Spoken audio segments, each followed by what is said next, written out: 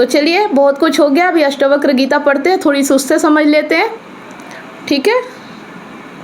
पर ये समझ में आ गया ना कि हमें यहाँ क्यों पढ़ना है, क्यों सीखना है, क्योंकि हमें हमारी आत्मा को खुराक देना है, हमें तीनों तल को बराबर करना है, ठीक है। तो आज हम पढ़ेंगे विविधता में सत्यता नहीं।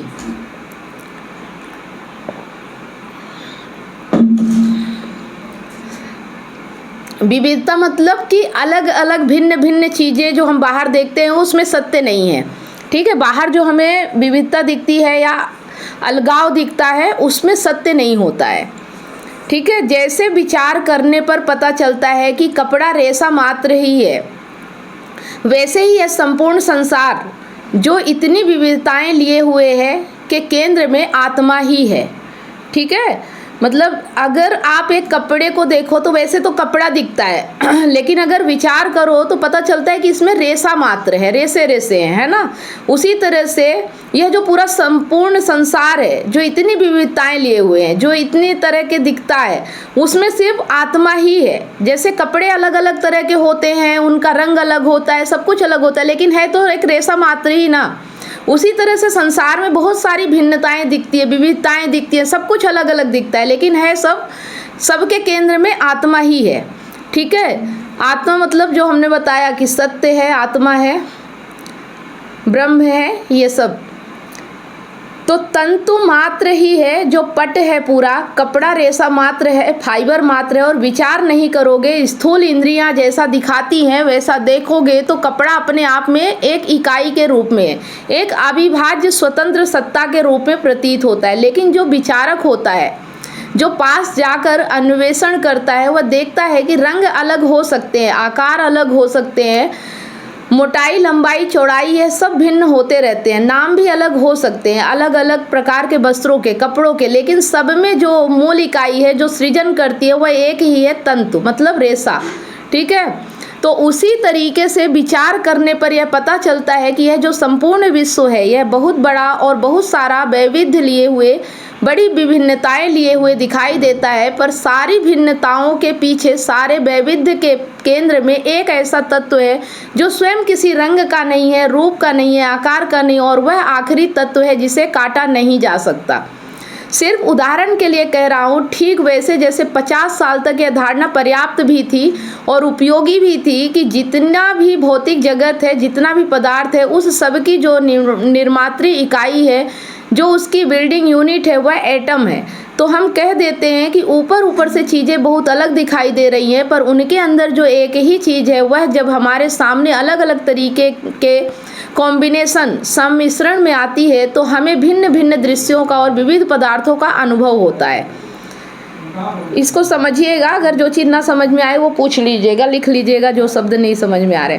पर विविधता कितनी भी हो, द्रव्य हो कि ठोस पदार्थ हो, हवा हो, उन सब में जो मूल इकाई है वह हम एक ही कहते थे, एटम। तो उसका लाभ यह होता था कि अगर आप थोड़ी सी पैनी दृष्टि रखते हैं तो आप देखेंगे कि दुनिया को और कहेंगे कि यह सब कुछ है जो कितना अलग अलग दिखाई दे रहा है, विविधताओं से भरा हुआ संसार। लेकिन जो मैं देख रहा हूँ वह वास्तव में है केवल एक चीज़, है ना, एटम अणु परमाणु है। वह सब अलग अलग रूप रख कर हमारे सामने आते हैं। तो वह बात जानने से विविधताओं में विश्वास थोड़ा कम होता था ना। मतलब जो हम अभी तक जैसा संसार को देखते थे, लेकिन अब जैसे जैसे वैज्ञानिक थोड़ा थोड़ा शोध कर रहे हैं वैसे वैसे पता चलता है कि सिर्फ अणु है, परमाणु है, एटम है, ये सब चीज़ें मतलब ऐसे बना है संसार, है ना। तो विविधताओं के नीचे की कोई बात आपको पता चल गई है तो आप यही नहीं कहते थे कि जो विविध है वह असली है, नहीं तो फिर काला और सफ़ेद तो बिल्कुल परस्पर भिन्न हो गए, उनमें कुछ साझा हो ही नहीं सकता। काला काला है, सफ़ेद सफ़ेद है, सूखी लकड़ी और पानी है, उनमें कुछ भी साझा है ही नहीं। आप कहेंगे यह दोनों तो बिल्कुल अलग अलग चीज़ें हैं, काला सफ़ेद अलग अलग है, आग और पानी अलग अलग है, और हवा है, मिट्टी है। आप क्या कहोगे कि उसमें क्या साझा है? कुछ भी नहीं, सब अलग अलग दिखता है। लेकिन विज्ञान ने जब आपको यह बात बता दी तो आप कहते हो अरे सब कुछ साझा ही है, हवा और मिट्टी में सब कुछ साझा ही है। देखने का धोखा है कि लगता है दो अलग अलग चीज़ें हैं और बिल्कुल अलग अलग दिखती हैं। एक बह रही है, एक जमी हुई है, एक दिखाई नहीं देती, एक दिखाई देती है, एक पाँव के नीचे है, एक पूरे आकाश मंडल में छाई हुई है। क्या कहोगे, क्या साझा है? विज्ञान ने बता दिया साझा है तो उससे बड़ा लाभ हुआ। सब कुछ अलग अलग है, इस प्रकार की धारणा थोड़ी मिटी।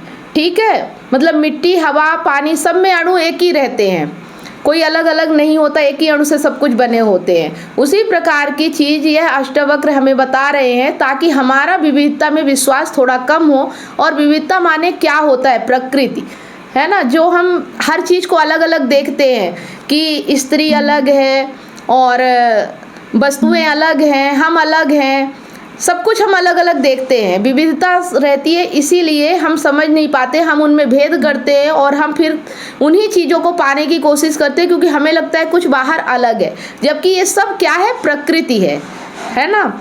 तो जब विविधता में विश्वास कम होता है तो फिर प्रकृति सत्य जैसी नहीं प्रतीत होती। जो विविधता में जितना रस देखेगा, जितनी रुचि रखेगा, विविधता को जितना सच मानेगा, वह प्रकृति में उतना आसक्त होता जाएगा। तो जब आप विविधता पर ही चोट कर देते हो तो वास्तव में आपने प्रकृति के प्रति अपनी आसक्ति पर चोट कर दी, और वही अष्टवक्र का उद्देश्य है।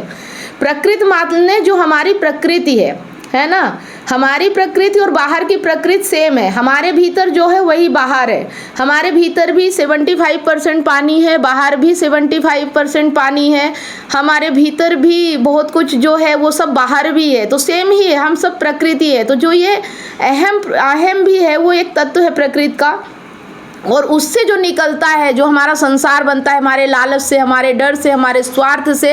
तो जब हमें ये समझ में आ जाता है ये सब प्रकृति है, इसमें कोई बहुत महत्व देने वाला चीज़ नहीं है, तो अपने आप सब चलता रहता है, ये तो कोई करता नहीं है, ये अपने आप होता रहता है, इसमें मेरा कोई कंट्रोल नहीं होता, तो फिर आप इन चीज़ों को बहुत महत्व नहीं देते, बहुत भाव नहीं देते हो, तो फिर आपका जीवन बेहतर होता है। क्योंकि आप नहीं आत्मस्थ हो सकते जब तक प्रकृति से आपके संबंध को मिथ्या ना प्रमाणित किया जाए। आपका जो भी बाहर चल रहा है ना, ये सब मिथ्या है। आपके जो संबंध है, आपके जो रिश्ते नाते हैं, आपका जो मोह है, ये सब मिथ्या है ना, ये सत्य नहीं है। एक तरह से ये भ्रम है जिसे आप सत्य जीने की कोशिश करते हो। वह वही प्रमाणित कर रहे हैं, वह कह रहे हैं इतने अलग अलग तरीकों के तुमने देखे हैं ना, परिधान, वस्त्र, कपड़े, लत्ते, उनमें सब में केंद्र में क्या होता है? कपास का रेशा। ठीक वही कपास का रेशा है, उसको अलग अलग तरह के रंग देते हो, उसको अलग तरीके से बुन देते हो, फिर उस कपड़े को काट देते हो, उसको कई तरह के डिजाइन देते हो, यह करते हो, वह करते हो, वह सब बन जाता है। छोटा कपड़ा, बड़ा कपड़ा, स्त्री का कपड़ा, पुरुष का कपड़ा, अस्पताल का कपड़ा, घर का कपड़ा, पाँव के नीचे रखने वाला कपड़ा, सर पर डालने वाला कपड़ा, इतनी तरह की विविधताएं आ जाती है ना। बच्चे के पालने का कपड़ा और मृतक की अर्थी का कपड़ा, इतनी विविधताएं आ जाती है। लेकिन वो जो बनता है वो तो किससे बनता है? एक कपास के रेशे से, है ना। तो जो रेशा है वो, जब वो कपास है और उससे जब इतनी विविधताएं होती हैं तो फिर हमें लगता है कि कुछ अलग है, जबकि है वो सिर्फ रेशा। ठीक है, इस चीज़ को समझना। वैसे ही जो हमारी प्रकृति है वही बाहर की प्रकृति है, लेकिन हम फिर भी सोचते हैं कि बहुत सारी चीज़ें हैं, बहुत कुछ अलग हो रहा है। ठीक है, तो पर उन सब के केंद्र में क्या है? रेशा। तो आत्मा वह रेशा है। उसी के लिए जो शास्त्रीय शब्द है वह है कूटस्थ। आत्मा को कहते हैं कूटस्थ। कूटस्थ का यही मतलब होता है, दो मतलब होते हैं। एक तो यह कि आत्मा सर्वोच्च होती है ना, सबसे ऊंची होती है, क्योंकि कूट माने शिखर होता है, जो सबसे ऊंचा स्थान होता है उसे कहा जाता है कूट। और दूसरा अर्थ कूटस्थ का यही होता है कि आत्मा जो है वह मूल तत्व है, अस्तित्व की समस्त प्रकृति के नीचे का जो आधारभूत मौलिक तत्व है, सारी विविधताओं के आधार में जो इकाई है उसका नाम आत्मा है। ठीक है, तो उसी को आत्मा कहते हैं। जिस तरह कपास से इतने सारे कपड़े बनते हैं, उसी तरह से जो मेन आधार है आत्मा, उसी से इतनी सारी प्रकृति पैदा होती है ना। ये सब जो हमें दिखता है ये सब के मूल में आत्मा ही है, इसके अलावा कुछ नहीं है। याद रखिए, आपकी इंद्रियां सिर्फ विविधताओं का संज्ञान ले सकती है, माने इंद्रियां वही चीज़ देख सकती है जो अलग अलग है। एक वस्तु आपको तभी दिखाई देगी जब वह अपनी पृष्ठभूमि से अलग होगी। आपके सामने एक काला पटल हो और उस पर आप काली स्याही से कुछ लिख दें तो कुछ दिखाई देगा क्या? अगर आपके पास एक काला ब्लैक बोर्ड है, पटल है, उस पे आप काले से ही लिख दो तो क्या काला शब्द दिखाई देगा? नहीं दिखाई देगा ना। तो वो कब दिखाई देगा? जब उसमें सफ़ेद से लिखोगे। तो जब वो अलग होगा तब आपको दिखाई देगा। अगर एक ही कलर का है तो आपको समझ में नहीं आएगा। तो अगर विविधता है तो आपको अलग अलग रंग और ये सब दिखाई देगा। अगर आप जब एक देखने लगोगे तो वो सब एक ही लगेगा, फिर उसमें कुछ अलग नहीं दिखेगा। ठीक है, व्हाइट बोर्ड आते ही आजकल उस पर यदि आप व्हाइट मार्कर से ही लिख दे तो कुछ दिखता है क्या? तो आंखें सिर्फ भेदों का ही संज्ञान ले पाती है। मतलब अगर भेद है तो वो देख पाएंगी, नहीं तो वो देख ही नहीं पाएंगी। आप काले पे लिख दो, आपको कोई शब्द दिखाई नहीं देगा, है ना। अगर वो अलग है तभी दिखाई देगा।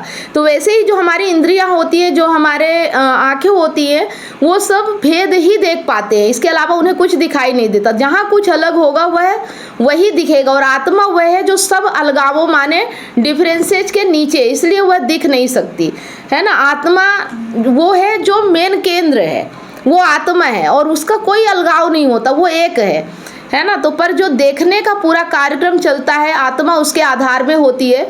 तो इसीलिए काव्यात्मक तरीके से कह देते हैं कि उलट समाना आप में। संतों ने अपनी अवस्था को, जिसमें कि उनको सत्य राम मिल जाते हैं, कह देते हैं कि उलट समाना आप में, माने आंखें उलट गई और स्वयं को देखने लग गई। मन उलट गया और इधर उधर दुनिया को देखने की जगह स्वयं को देखने लग गया। ठीक है, तो उलट समाना आप में, प्रकृति ज्योत अनंत, साहब सेवक एक संग, खेले सदा बसंत। मतलब जब तक हम बाहर की ओर देखेंगे तब तक हमें अलगाव और भेद ही दिखेगा, लेकिन जब हम अपने भीतर देखने लगते हैं, अपने आप को समझने लगते हैं, तो सब एक दिखने लगता है। फिर कोई अंतर नहीं दिखता है, जो मैं वही दुनिया। ठीक है, उसमें कोई अंतर है ही नहीं।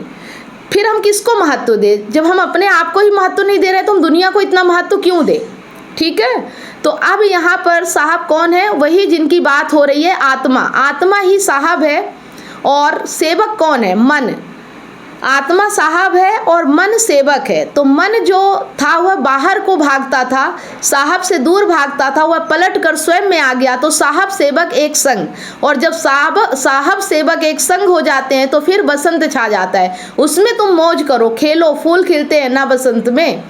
मतलब कहने का ये है कि जो ये हमारा मन है, ये बाहर की ओर भागता है और फिर हमें दुख मिलता है। लेकिन अगर ये मन भीतर की ओर देखने लगे और अपने अंदर से जो आवाज़ निकल रही है उसे समझने लगे, तो फिर बाहर कोई भेद रह ही नहीं जाता, सब कुछ एक हो जाता है और फिर हम आनंद में आते हैं। फिर बसंत छाता है, फिर हमें कोई तकलीफ नहीं होती।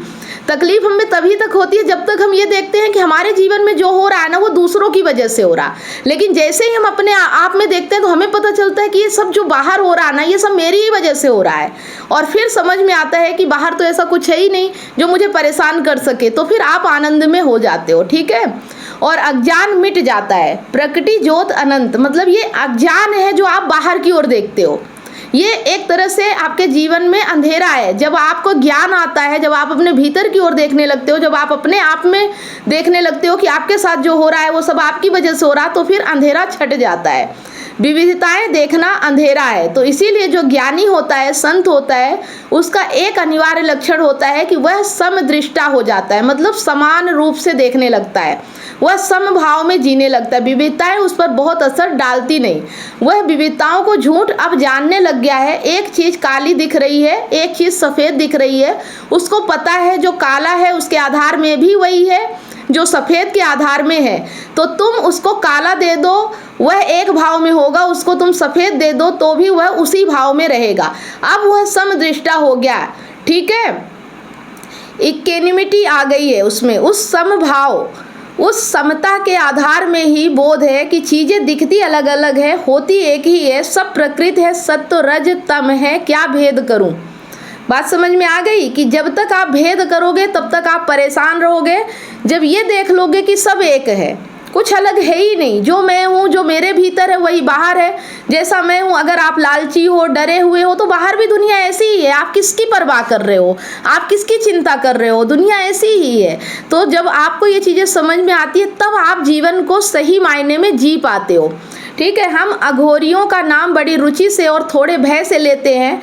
वह अपने आप को क्या याद दिला रहे हैं बार बार कि संसार जिसको मल बोलता है और त्याज्य बोलता है, वह भी चीज तो वही है जिसको संसार पवित्र बोलता है और सिरोधार्य बोलता है। ठीक है, तो कहते हैं जिसको तुम एकदम त्याज्य बोलते हो, कहते हो यह तो घटिया चीज है, उसको नहीं छुएंगे, कीचड़ मल मूत्र सब का सड़ा हुआ मांस, वह कहते हैं हम इसको स्वीकार कर रहे हैं। आपने अघोरियों को देखा होगा ना, वो शमशान में जो रहते हैं, है ना, तो वो उनके लिए सब समान होता है, उनको कोई फर्क नहीं पड़ता। हम इसको स्वीकार तभी कर सकते हैं जब अपने आप को याद दिला दें कि वही तो चीज़ है जिसको तुम वहाँ पर बहुत पवित्र समझकर ग्रहण कर रहे हो, वही रूप बदलकर अभी कुछ और हो गया। रूप ही तो बदल रहा है, उसकी सच्चाई थोड़े ही बदल गई है। तो अपने आप को सच्चाई स्मरण करवाने के लिए फिर वह इस तरह की एक विधि का सहारा लेते हैं। आवश्यक नहीं है कि आप भी उसी विधि का सहारा ले, पर उनकी सोच क्या है, उनकी विधि का आधार क्या है, यह अभी हमने थोड़ा सा देखा है। आत्मा वह है जो सब बदलावों के नीचे है, मतलब बदलाव होते रहते हैं, आत्मा नहीं बदलती। तो इस श्लोक की आपके लिए उपयोगिता कब होगी? जब बदलाव होते रहे, आप नहीं बदले। मतलब बाहर भले कितना भी उथल पुथल हो, बाहर भले हमारा जीवन अस्त व्यस्त हो, बाहर भले कुछ भी सही ना हो रहा हो, लेकिन हमारे भीतर पता होना चाहिए कि बाहर कुछ भी हो, हमें कोई फर्क नहीं पड़ता। ठीक है, हमारे भीतर जो केंद्र है, जो आत्मा है, वो कभी भी बदलती नहीं, उसको कोई फर्क नहीं पड़ता। तो जो बदलावों के साथ बदल जाता है वह प्रकृति की लहर भर है, वह फिर जीवित नहीं है एक अर्थ में, क्योंकि प्रकृति में जीवन नहीं होता। प्रकृति में तो बस जड़ प्रक्रियाएं होती हैं।